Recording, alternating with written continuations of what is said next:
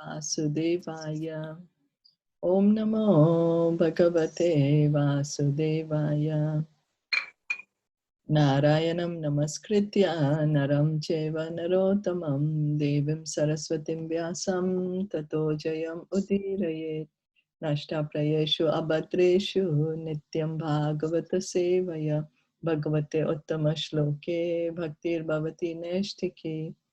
Om Jnana Timirandasya Jnananjana Shalakaya Chakshurunmilitam Yena Tasmai Shri Gurave Namaha Shri Chaitanya Manobhistam Yena Bhutale Swayam Rupa Kadamayam Dadati Swapadantikam Vandeham Shri Guru Shri Yuta Padakamalam Shri Gurun Vaishnavamscha Shri Rupam Sagrajatam Sahagana Raghunathan Tam Sajivam Sadvaitam Savadutam Parijana Sahitam Krishna Chaitanya Devam Shri Radha Krishna Padan Sahagana Lalita Shri Vishakhanvitamscha.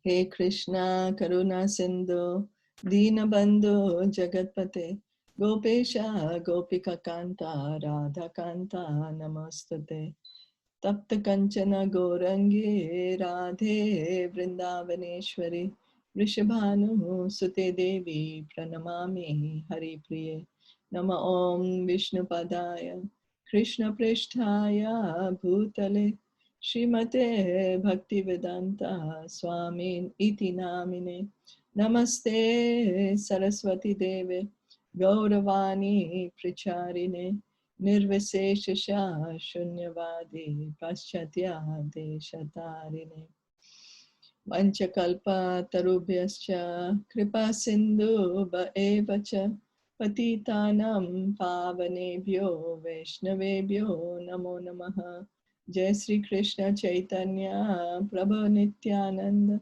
Shri Advaita Gadadhara Shri Vasade Gaura Bhakta Vrinda Hare Krishna Krishna Krishna Hare Hare Hare Rama Rama Rama Hare Hare.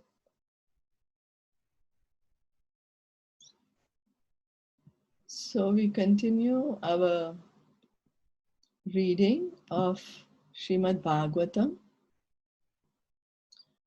Are you all able to see the screen? Yes, we can see. Yeah. Okay, so we are reading the Canto 2, Chapter 6, text 41 to 45. We are in the middle of the purport by His Divine Grace, A.C. Bhaktivedanta Swami Srila Prabhupada. So, He is the source of everyone's opulence. And therefore, no one can equal Him in opulence. Being full of all opulences, namely wealth, fame, strength, beauty, knowledge, and renunciation, certainly He is the Supreme Person. So, Parsara Muni, he has given the definition of Bhagwan. What is the definition of Bhagwan? Means somebody who has all the opulences in full, everything. So wealth, he has all the wealth that you can think of or imagine of. Well, each of us have some wealth. Some of us have some more, some of us have little. But Krishna has all the wealth that we can see or think of because everything belongs to him. Fame. Some of us have more fame, some of us have less fame. But Krishna is the most famous. He's famous throughout all the universes, not only on this planet Earth. We have fame maybe limited to our family or our society or community or even country or even the whole planet Earth. You know, some of us are famous all over the earth.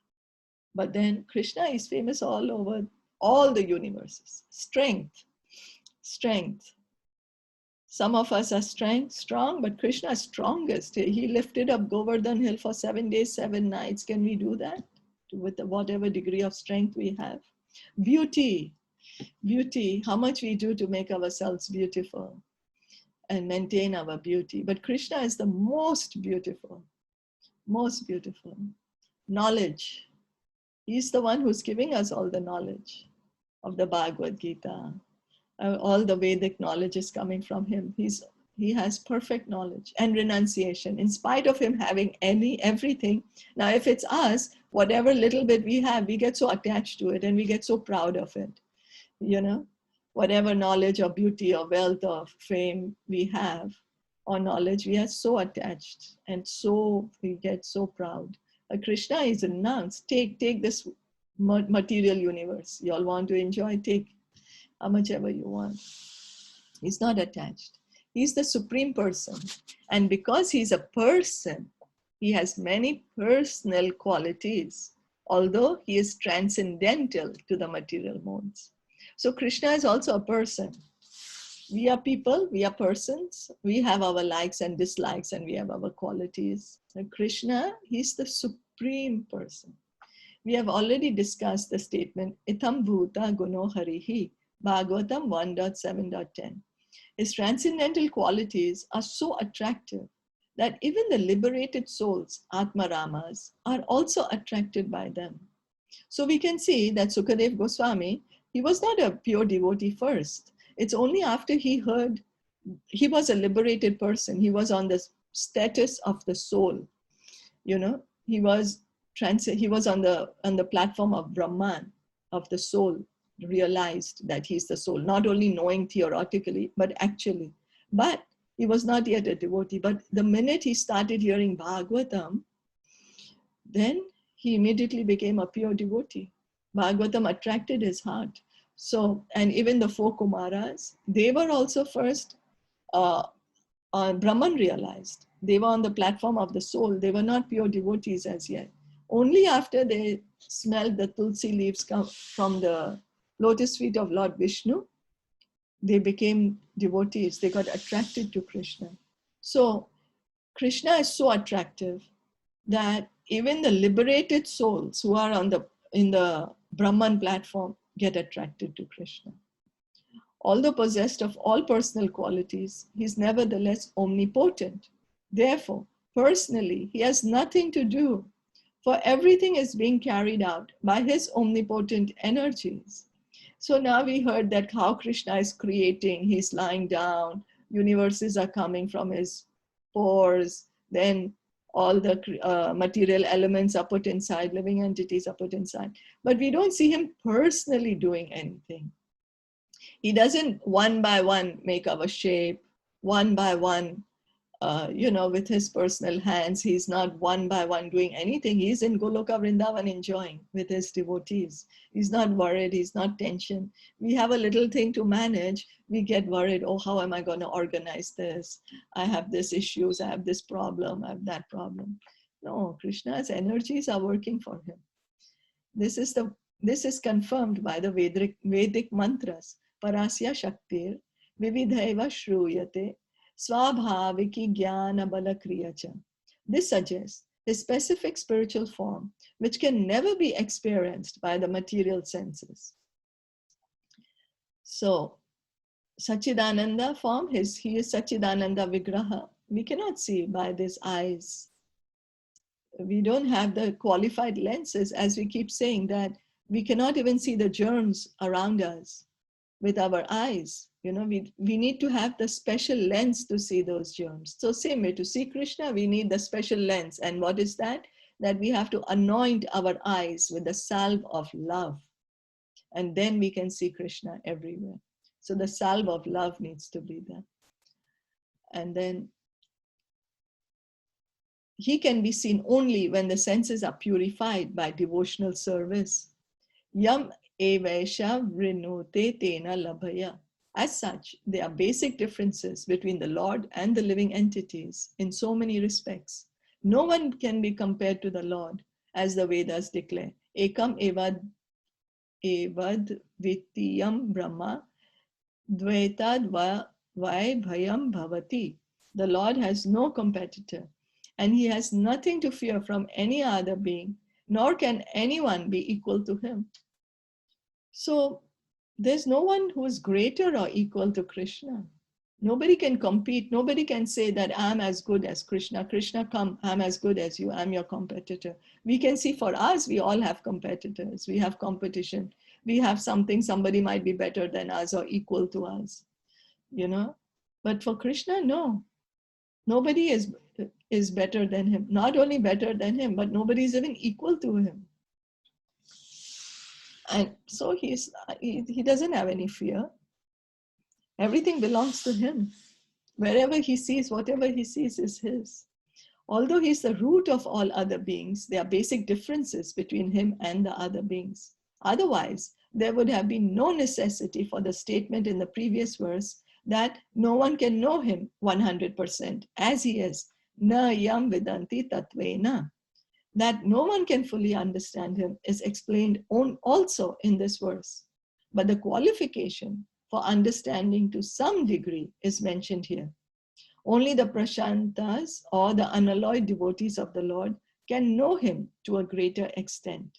The reason is that the devotees have no demands in their lives, but to be obedient servants of the Lord. While all others, namely the empiric philosophers, the mystics, and the fruitive workers, all basically have some demand, and as such, they cannot be pacified. The fruitive worker wants reward for his work. The mystic wants some perfection of life. And the empiric philosopher wants to merge in the existence of the Lord. Somehow or the other, as long there is a demand for sense satisfaction, there is no chance for pacification. On the contrary, by unnecessary dry speculative arguments, the whole matter becomes distorted. And thus the Lord moves still further away from our understanding. So why is Krishna can be understood only by the devotees is because other than the devotees, everyone else have desires. So if we are fruitive workers, we want to work so that we can get some result and we can enjoy with that result. What happens that our desires don't end? Then we want more and more. Oh, I will do this and I will get this. I will do like this and I will get like this. I will go here and I will enjoy like this. So our energy and our consciousness is just filled with that I'm going to do something, and with that action, I'm going to enjoy. So then where is the time to think of Krishna? So Krishna is not going to reveal himself to us. We are not even desiring to know him, so why would he? Then some of us want to do meditation, want to sit in meditation like that, and then get some mystic yoga, mystic siddhi, you know. There are 8 kinds of siddhis. You can become very small, you can become very big, you can travel great distances, or you can get something from very far away, you can immediately bring it and show. So like this, some kind of, so then if we are engaged full time in engaging our energy in trying to get this mystic siddhis, then we have no interest in Krishna. So he's like, well, you're not interested in me, so why should I reveal myself to you? And then there is the empiric philosophers, the Gyanis who just want to go on into the Brahmajyoti. They want to just merge into the Brahmajyoti and give up their existence. So all these are personal desires. Until the time we have that, then Krishna does not reveal. So that to the degree that we want to try to understand Krishna by engaging in devotional service, to that degree Krishna reveals himself to us. So it's like a relationship, no? If we are nice and kind to a person, we have a good conversation with them, they will speak nicely to us about themselves. But if we are not interested in them, they're not going to come and tell you, hey, you know, I'm like this, I'm like that. Isn't it? The 5 opulences, no? Krishna's full complete opulences, that renunciation, could you explain? There's six opulences. 6. Yeah. So the renunciation is that Krishna has everything, but he's not attached to anything. Renunciation part? He's not attached to anything or anyone. He has all, like for example, we get so attached. I'm sorry. No, the strength, everything I understood, but the renunciation I didn't get. that he's not attached. He's not Attached. yeah, he's not proud that I'm so famous, I'm so strong. You know, he's not attached to all this. Even then, when he had to leave the gopis and go to Mathura, he's totally renounced, although the gopis are so attached to him. And then over here also, we want to leave him and come. So although he doesn't want us to go, but he lets us go because that's his, you know, that's his love for us. So he's not attached as we get so attached. Okay. So that's what is renunciation. Right? Not Renunciation. attached. Okay. Yeah, like we have little fame or little wealth. How attached we get? Oh, I'm so wealthy. This is my wealth. I'm not going to share it with others. This is for me. Krishna, he has wealth, but he's giving it to us openly. Take this earth planet, enjoy how much ever you want to enjoy. And we are on the earth planet. What to say of all the other universes? And then even in the spiritual world, he's maintaining each and every one of us. You know? So he's not attached to whatever, anything that he has. Is that okay? Yes, yes. No, I understand. Yeah. Okay. So the dry speculators, however, because of their following the principles of austerity and penance, can have knowledge of the impersonal features of the Lord to some extent, but there is no chance of their understanding his ultimate form as Govinda, because only the Amalatmanas, or the completely sinless persons, can accept pure devotional service to the Lord, as confirmed in the Bhagavad Gita 7.28. Yesham tva antagatam papam jnana punyakarmanam te dvanva moha nirmukta bhajante mam dridvrataha. So the Gyanis, they, by controlling their minds and senses and doing their austerities, they can reach up to the impersonal Brahmajyoti, thinking that God is light. They can only know that, oh, God is light, but they cannot know that God is a person and I can have a relationship, a loving relationship with him. That can happen only when one engages in devotional service. Only by devotional service can we understand the personal feature of Krishna, of God, that God is a person and I have a relationship with him. Is that okay? Yes. So we can go to text 42. Adyo avatara purusha parasya kala svabhava sad asanmanascha dravyam vikaro guna indriyani virat swarat sthashnu charnishubho manaha. Karanavasai Vishnu is the first incarnation of the Supreme Lord, and he is the master of eternal time, space, cause and effects, mind, the elements, the material ego, the modes of nature, the senses, the universal form of the Lord, Garbhodakshai Vishnu, and the sum total of all living beings, both moving and non-moving. So Krishna, he expands himself into Karana Dakshay Vishnu, the Mahavishnu. And then from Mahavishnu comes all this material creation. Everything that we see starts from him. That the material creation is not permanent has been discussed many times here and before. The material creation is but a temporary exhibition of the material energy of the Almighty God.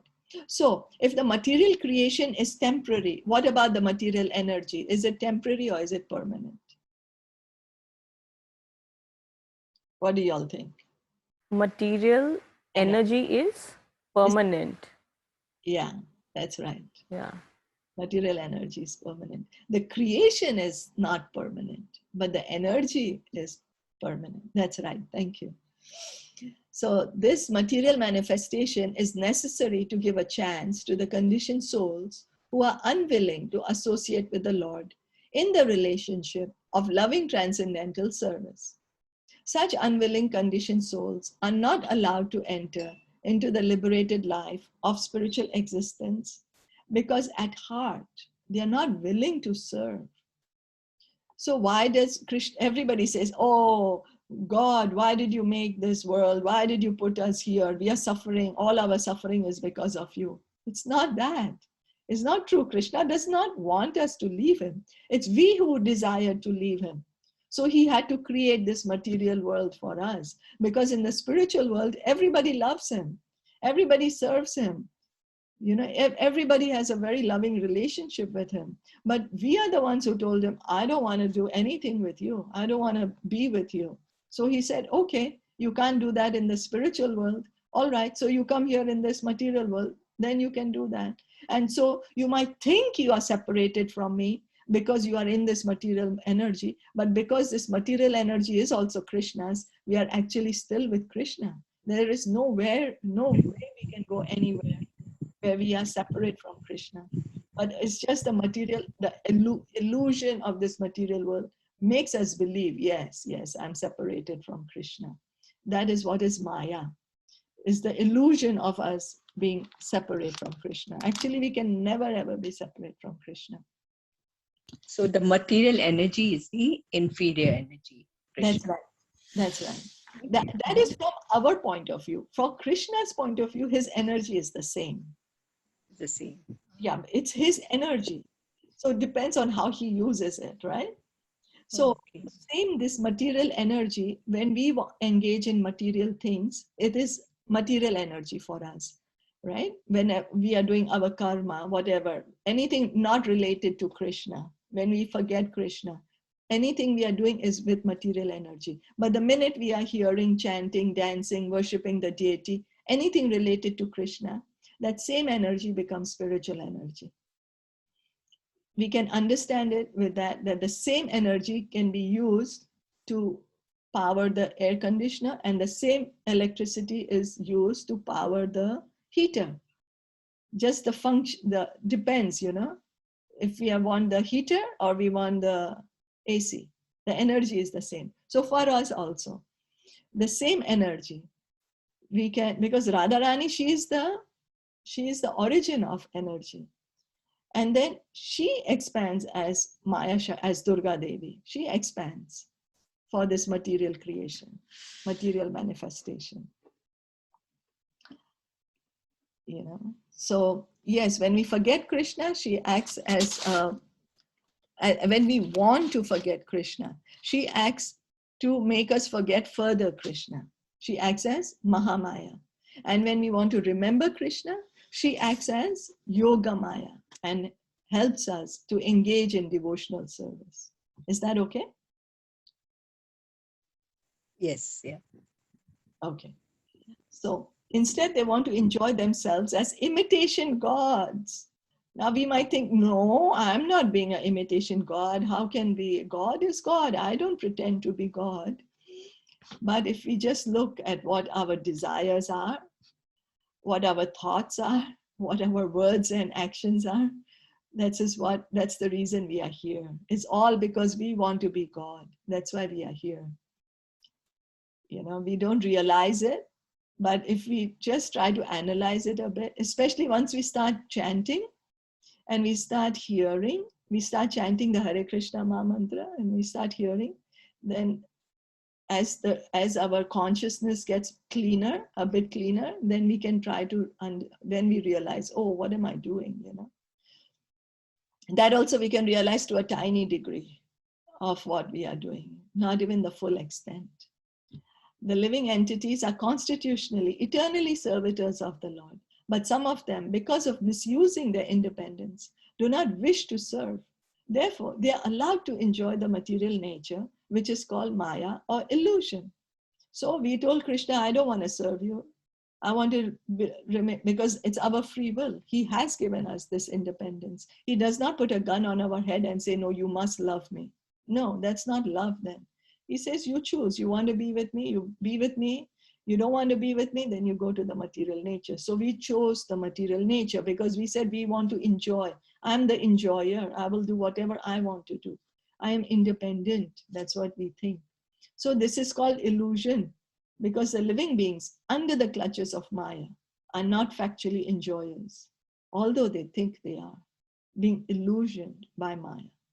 Such illusion living entities are given a chance at intervals to rectify their perverted mentality of becoming false masters of the material nature, and they are imparted lessons from the Vedas about the eternal relationship with the Supreme Lord Krishna. Vedescha sarver aham eva vedaya. So we are all here, we are illusioned living entities. We have been given this chance to again go back to Krishna. We are given the Vedas. Krishna comes by himself. He sends his pure devotees that to make us understand that we are not the body, we are the soul. This is not our permanent home. This material world is not where we belong, and that we should go quickly to our home, to the spiritual world. So the temporary creation of the material manifestation is an exhibition of the material energy of the Lord. And to manage the whole show, the Supreme Lord incarnates himself as Karanavasai Vishnu, just as a magistrate is deputed by the government to manage affairs temporarily. This Karanadakshai Vishnu causes the manifestation of material creation by looking over his material energy, sa aikshata. So Lord Vishnu, the Karanadakshay Vishnu, he creates everything. He just looks at this Mahatattva, the material energy, and all the creation starts. In the first volume of this book, we have already discussed to some extent the explanation of the verse Jagre Paurusham Rupam. The duration of the illusory play of material creation is called a kalpa. And we have already discussed the creations taking place in kalpa after kalpa. So kalpa is, I think it's 1 day of Brahma. What is a kalpa? I think it is 1 day. Yeah, that's right. 1 day of Brahma. Yes. It's 1 day of Brahma, yes. So in one kalpa, there is 1,000 of these Treta Yuga, Dwapar Yuga. Cycle, yeah. One cycle. And then when it's Brahma's night, there is partial dissolution of this universe. The lower planetary systems are destroyed and only the upper planets remain. So by his incarnation and activities of his potencies, the complete ingredients of creation, namely time, space, cause, result, mind, the gross and subtle elements, and the interactional modes of nature, goodness, passion, and ignorance, and then the senses and the reservoir source, the gigantic universal form as the second incarnation, Garbhodakshai Vishnu, and all living beings, both moving and standing, which come out of the second incarnation, all become manifested. Ultimately, all these creative elements and the creation itself are manifestations of the Supreme Lord's potencies. Nothing is independent of the control of the Supreme Being. This first incarnation in the material creation, namely Karanavasai Vishnu, is the plenary part of the original personality of Godhead, Sri Krishna, described in the Brahma Samhita 5.48 as follows.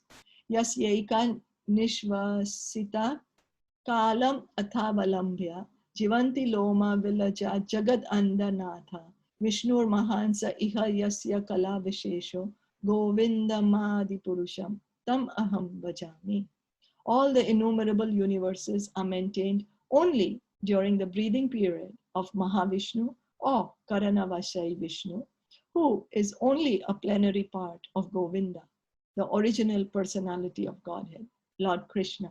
So everything is coming from Krishna. He incarnates himself as Mahavishnu, and from Mahavishnu he creates all this material worlds. Everything that we see in the material world is created by Krishna. We think we are the creator. It's like, imagine there is a worker who takes part in the construction of a building. Yeah, he's a worker and he takes part in the construction of the building. Then after the building is finished, he thinks this building is mine. Why? Because I worked for it. And so he says, I'm the owner of the building. But he doesn't see that he's not the owner. The person who bought the materials, who organized everything, that person is the owner of the building. But if this worker starts thinking, this building belongs to me, So the same way we are doing that, because we use our energy to what do you say? For example, we are creating so many things in the factory, but where do the elements come from? Where does the earth, water, air, fire, the initial elements, where do they come from? That's given by Krishna. We don't produce anything. We don't even produce one seed. We can't produce a seed also. And yet we think we are the creators. Is that okay? Yes. So any comments or questions? I like that last line. Govindam Adi Purusham. Aham bhajami. You know, today you talked about renunciation, and then Krishna has also said that in one of the lectures I heard yesterday, then Prabhupada has mentioned that we shouldn't be even attached to our sadhana. Like the sadhana we do, we shouldn't be even attached to that. We should just do it. There shouldn't be attachment to it. Like then he narrated a story of Arjuna, that when they were sent to the forest for 14 for 14 years, then in their hidden time, Krishna told them that now go, and this is your preparation time, so now go and get your Pashupati Astra from Shiva, so go and do your penance. So he went into the deeper forest, and then he started doing his austerity and penance, and it was maybe a lot of days passed by, and he grew a beard and everything was around him and everything, and then he saw that a wild pig entered the village, because there was some people living in the village, and then they all came running because they didn't know what to do and where to go. So they all came running, and then they said that, "Oh Muni, can you please save us? There is this wild pig coming who attacked us." And then for a moment he thought that if I'm going to leave it now, all my austerity or my penance that I have done will be gone away. It will be a waste. And that's my goal. I'm here because of it. But then he said, never mind, I still have to save. I should save them. That's also one of my duties. So he just left that thing, and he got his bow and arrow, and he attacked and he killed the wild pig. And then immediately another hunter appeared, and he claimed that there were two arrows that the pig got killed with. And then he claimed that I killed him. And he said, no, I killed him. He said, and then they said, okay, then let's have a fight. And whoever will win, he's the person who killed it. So the moment he left his arrow, it turned into a garland, and the hunter was wearing that garland. And then he was astonished to see what happened. And then he saw that the shivling that he had created and the garland that was on his shivling was also in the neck of the hunter. And then he understood that that's Lord Shiva. So he bowed down, and then Lord Shiva said that this was your last test, because I just wanted to see, because the Pashupati Astra that I'm going to give you is a very, very powerful astra. And I don't want it to go in a hand of some person who doesn't have any compassion or love for others. Because if it goes in the mean person's hand, then it's going to cause trouble and chaos and everything. So he said that I was just testing that, are you attached? Do you have asakti to your sadhana? Because if you have asakti to your sadhana, that means that you don't deserve it. So that was really beautiful. Like, even it took me like maybe few minutes to understand, but yeah, that means that we should not be even asakt to our sadhana that we are doing, that, oh, I'm doing this, oh, I'm doing, like how you always say, because that is also a reason of a fall down sometimes. That will also make us fall down. So if we are able, if like we do it, then if we just do it, we are doing to please Krishna. It's nothing like big thing in it. So I think that what you said, no, to the renunciation is that Krishna is not attached to it. So that's what, I mean, like, I think it's that. Is it right that what I have understood out of it? No, Yes. but is it right? I just want to confirm with you, because when I just listened the lecture, at the other side, there is nobody to confirm if there is something. So, Yes, like, you're is saying, it right? right, that yes, it's true that we shouldn't think that we are the doers. That actually the sadhana also we are doing, Krishna is letting us do it. That's why we are able to do it, you know. I mean, we just desire and then he arranges everything. So the point is that for us, you know, renunciation, Prabhupada would say, what can we renounce? For us, nothing belongs to us.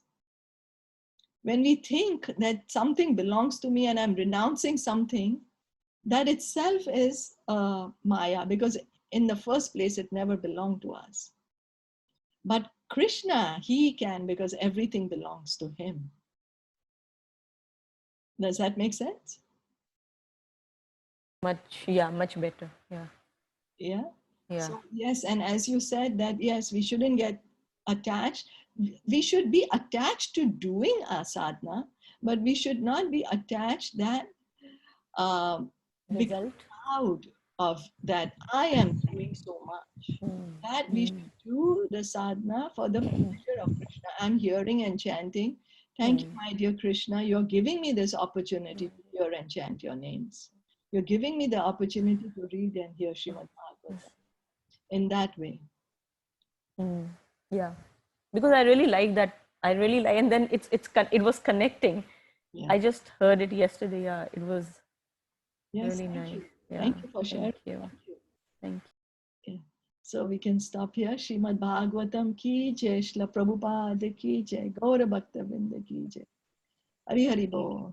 Haribo. Thank you. Thank you.